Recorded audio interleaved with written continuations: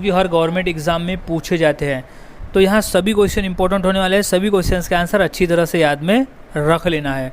सो शुरुआत करते हैं आज के हमारे जीके स्टडी की। तो सबसे पहला प्रश्न है, विश्व जल दिवस कब मनाया जाता है? सो इसका सही जवाब है ऑप्शन नंबर डी, 22 मार्च को। हम हर साल 22 मार्च को जल दिवस मनाते हैं, विश्व जल दिवस मनाते हैं। अगला सवाल है, नोबेल पुरस्कार प्राप्त करने वाला प्रथम भारतीय कौन था? सो इसका सही जवाब है option number D, Rabindranath Tagore. अगला सवाल, माउंट एवरेस्ट पर चढ़ने वाली पहली भारतीय महिला कौन थी? सो इसका सही जवाब है ऑप्शन नंबर सी, बछेंद्री पाल। अगला सवाल है, अंतर्राष्ट्रीय महिला दिवस किस दिन मनाया जाता है? सो इसका सही जवाब है ऑप्शन नंबर ए, 8 मार्च। हम हर साल 8 मार्च को अंतर्राष्ट्रीय महिला दिवस मनाते हैं। अगला सवाल है, भारतीय जीवन बीमा निगम का मुख्यालय कहाँ पर है? सो इसका सही जवाब है ऑप्शन नंबर सी, मुंबई में। अगला सवाल है, काजीरंगा राष्ट्रीय पार्क कहाँ है? सो इसका सही जवाब है ऑप्शन नंबर सी, असम में। काजीरंगा राष्ट्रीय पार्क असम राज्य में स्थित है। अगला सवाल, देश का लौह पुरुष किसे कहा जाता है? तो इसका सही जवाब है option number A, Sardar Patel, यानी सरदार वल्लभ भाई पटेल को देश का लौह पुरुष कहा जाता है। अगला सवाल है, नालंदा विश्वविद्यालय का संस्थापक कौन था? सो इसका सही जवाब है option number B, Kumaragupta. Kumaragupta Nalanda विश्वविद्यालय का संस्थापक था। अगला सवाल है, महान सम्राट अशोक किस वंश के थे? सो इसका सही जवाब है ऑप्शन नंबर बी, मौर्य वंश के। महान सम्राट अशोक मौर्य वंश के थे। अगला सवाल, भारतीय रिजर्व बैंक का मुख्यालय कहाँ है? सो इसका सही जवाब है ऑप्शन नंबर सी, मुंबई में। अगला सवाल, रिहंद बांध किस राज्य में है? सो इसका सही जवाब है option number B, Uttar Pradesh में। अगला सवाल, चोल शासकों की भाषा क्या थी? सो इसका सही जवाब है ऑप्शन नंबर ए, तमिल भाषा। अगला सवाल, निम्नलिखित में से कौन कविराज के नाम से विख्यात था? सो सही जवाब है ऑप्शन नंबर डी, भोज परमार।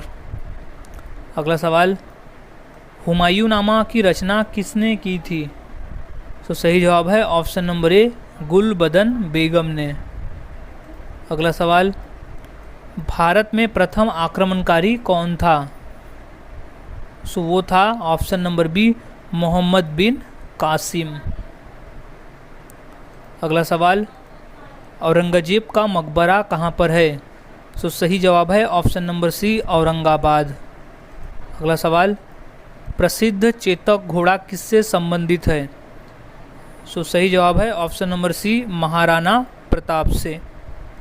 अगला सवाल, पाल वंश का संस्थापक कौन था? सो सही जवाब है ऑप्शन नंबर बी, गोपाल। पाल वंश का संस्थापक था। अगला सवाल, किस सिख गुरु ने फारसी में जफरनामा लिखा था? सो सही जवाब है ऑप्शन नंबर बी, गुरु गोविंद सिंह जी ने। अगला सवाल, जगन्नाथ मंदिर किस राज्य में है?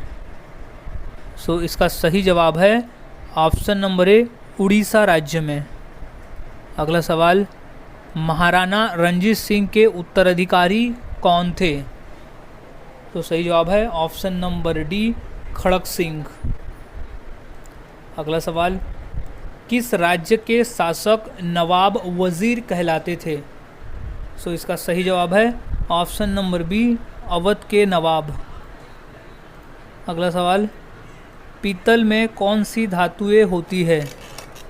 सो इसका सही जवाब है ऑप्शन नंबर सी, तांबा एवं जस्ता मिलाकर पीतल बनता है। अगला सवाल है, शिवाजी का राज्याभिषेक कहाँ हुआ था? सो इसका सही जवाब है ऑप्शन नंबर ए, रायगढ़ किले में हुआ था शिवाजी महाराज का राज्याभिषेक। अगला सवाल, निम्नलिखित में से कौन अंतिम मुगल सम्राट थे? सो इसका सही जवाब है option number A, Bahadur Shah द्वितीय। अगला सवाल है, भारत की सबसे ऊंची मीनार कौन सी है?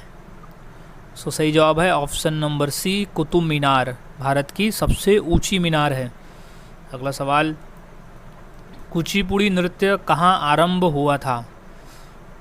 तो सही जवाब है option number B, Andhra Pradesh में। अगला सवाल, विश्व आदिवासी दिवस किस दिन मनाया जाता है?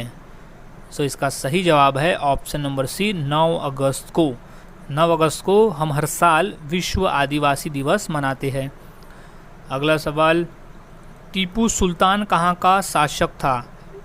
सो सही जवाब है ऑप्शन नंबर सी, मैसूर का शासक था वो।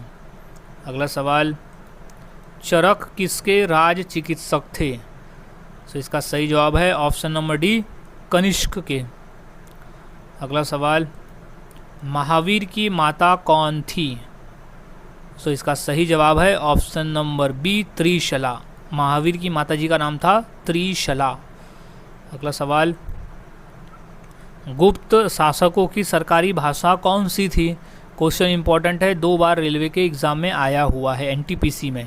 सो इसका सही जवाब है ऑप्शन नंबर बी, संस्कृत भाषा। गुप्त शासकों की सरकारी भाषा थी संस्कृत भाषा। अगला सवाल, गौतम बुद्ध ने अपना प्रथम उपदेश कहाँ दिया था? क्वेश्चन काफ़ी बार रिपीट है और ये मोस्ट इम्पॉर्टेंट क्वेश्चन है, इसे अच्छे से याद में रख ले कि गौतम बुद्ध ने अपना जो प्रथम उपदेश है वो दिया था ऑप्शन नंबर डी, सारनाथ में, सारनाथ। अगला सवाल, जातक किसका ग्रंथ है? सो वो है ऑप्शन नंबर सी, बौद्ध ग्रंथ है वो, बौद्धों का। अगला सवाल, सांची का स्तूप किसने बनवाया? क्वेश्चन इम्पॉर्टेंट है और ये 2 से 3 बार ये क्वेश्चन पेपर में भी आ चुका है। सो अच्छी तरह से इसे याद में रख लेना है। सो इसका सही जवाब है ऑप्शन नंबर सी, सम्राट अशोक ने बनाया था सांची का स्तूप। अगला सवाल, भारतीय पर्यटन दिवस हर वर्ष कब मनाया जाता है? सो सही जवाब है ऑप्शन नंबर ए, 25 जनवरी को हम हर साल भारतीय पर्यटन दिवस मनाते हैं। अगला सवाल, नवरोज त्यौहार किससे संबंधित है? सो इसका सही जवाब है ऑप्शन नंबर सी, पारसी धर्म के लोगों से संबंधित है नवरोज का त्यौहार, क्योंकि नवरोज को न्यू ईयर माना जाता है पारसी धर्म में। अगला सवाल, बिहू किसका मुख्य पर्व है? सो सही जवाब है ऑप्शन नंबर ए, असम का, असम राज्य का प्रमुख जो पर्व है वो है बिहू। अगला सवाल, दक्षिण भारत की नदियों में सबसे लंबी नदी कौन सी है? सो वो है ऑप्शन नंबर ए, गोदावरी नदी, जिसे दक्षिण गंगा नदी के नाम से भी जाना जाता है। कई बार क्वेश्चन पूछा गया है कि दक्षिण गंगा या तो फिर वृद्ध गंगा किसे कहा जाता है, कौन सी नदी को कहा जाता है? तो वो है गोदावरी नदी को। अगला सवाल, भारतीय नेपोलियन की उपाधि किसे दी गई है? सो इसका सही जवाब है ऑप्शन नंबर बी, समुद्रगुप्त को। अगला सवाल, भारत के साथ किस देश की अंतर्राष्ट्रीय सीमा नहीं है, यानी ऑप्शन में दी गए कौन से देश के साथ नहीं है? सो इसका सही जवाब है ऑप्शन नंबर ए, श्रीलंका के साथ में भारत की अंतर्राष्ट्रीय सीमा नहीं है। अगला सवाल, निम्नलिखित में से कौन सी जगह आरबीआई की नोट छपाई की गई है? सो सही जवाब है ऑप्शन नंबर डी, नासिक में। अगला सवाल, भारत में बनी पहली रंगीन फिल्म कौन सी थी? सो सही जवाब है ऑप्शन नंबर डी, किसान कन्या। अगला सवाल, भारत डायनामाइट लिमिटेड केंद्र कहाँ स्थित है? सो सही जवाब है ऑप्शन नंबर ए, हैदराबाद में। भारत डायनामाइट लिमिटेड केंद्र स्थित है हैदराबाद में। अगला सवाल, भारत में स्वर्ण मुद्राएं किसने चलाई? सो सही जवाब है ऑप्शन नंबर सी, यूनानी ने। भारत में स्वर्ण मुद्राएं यूनानी ने चलाई। अगला सवाल, स्वामी विवेकानंद का वास्तविक नाम क्या था? सो इसका सही जवाब हो जाएगा option number B, Narendranath Dutt. Swami Vivekananda का वास्तविक नाम था नरेंद्रनाथ दत्त। अगला सवाल, सबरीमाला किस प्रदेश में है? सो सही जवाब है ऑप्शन नंबर ए, केरल राज्य में। अगला सवाल, सिख गुरु अर्जुन देव किसके शासनकाल में थे?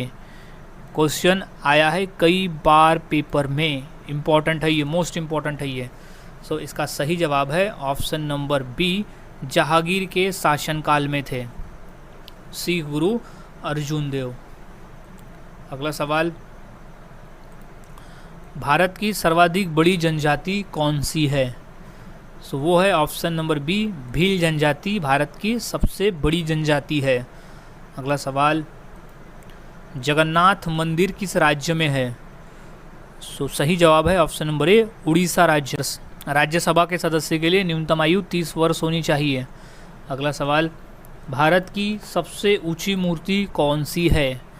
सो इसका सही जवाब है option number C, Statue of Unity. Bharat की सबसे ऊंची मूर्ति है स्टैचू ऑफ यूनिटी। अगला सवाल है, जियो और जीने दो किसने कहा था? सो सही जवाब है option number A, Mahavir Swami ने कहा था जियो और जीने दो। अगला सवाल, ऑस्कर पुरस्कार का संबंध किस क्षेत्र से है? सो इसका सही जवाब है ऑप्शन नंबर ए, सिनेमा के क्षेत्र से। इम्पोर्टेंट क्वेश्चन है ये, क्वेश्चन 2 बार रेलवे में रिपीट हो चुका है। अगला सवाल, सांची का स्तूप किसने बनवाया? सो सही जवाब है ऑप्शन नंबर ए, सम्राट अशोक ने बनाया। अगला सवाल, इलेक्ट्रॉन के खोजकर्ता कौन है? सो राइट जवाब option number D, J Thomson है इलेक्ट्रॉन के खोजकर्ता। अगला सवाल, लोधी वंश का अंतिम शासक कौन था? सो सही जवाब है option number B, Ibrahim Lodi था लोधी वंश का अंतिम शासक। अगला सवाल, ओणम किस राज्य का प्रमुख त्यौहार है? सो सही जवाब है ऑप्शन नंबर बी, केरल राज्य का प्रमुख त्यौहार है ओणम। अगला सवाल, इनकलाब जिंदाबाद का नारा किसने दिया था? सो इसका सही जवाब है option number D, Bhagat Singh ने दिया था इनकलाब जिंदाबाद का नारा। अगला सवाल, मोनालिसा क्या है? सो वो एक चित्र है, मोनालिसा एक चित्र का, एक पेंटिंग का नाम है। अगला सवाल, सबसे प्राचीन वाद्य यंत्र कौन सा है?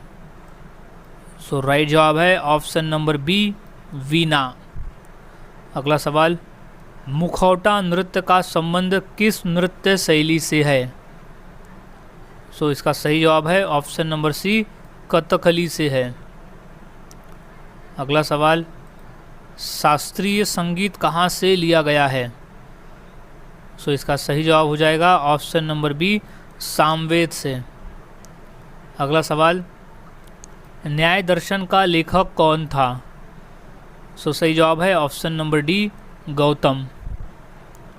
अगला सवाल, ईसा मसीह का जन्म कहाँ हुआ था? सो सही जवाब है ऑप्शन नंबर सी, बेथलहेम में ईसा मसीह का जन्म हुआ था। अगला सवाल, किसने कहा था दिल्ली अभी दूर है? सो सही जवाब है ऑप्शन नंबर ए, निजामुद्दीन औलिया ने कहा था कि दिल्ली अभी दूर है। अगला सवाल, निम्न में से कौन संत महाराष्ट्र से थे? सही जवाब है ऑप्शन नंबर बी, संत तुकाराम।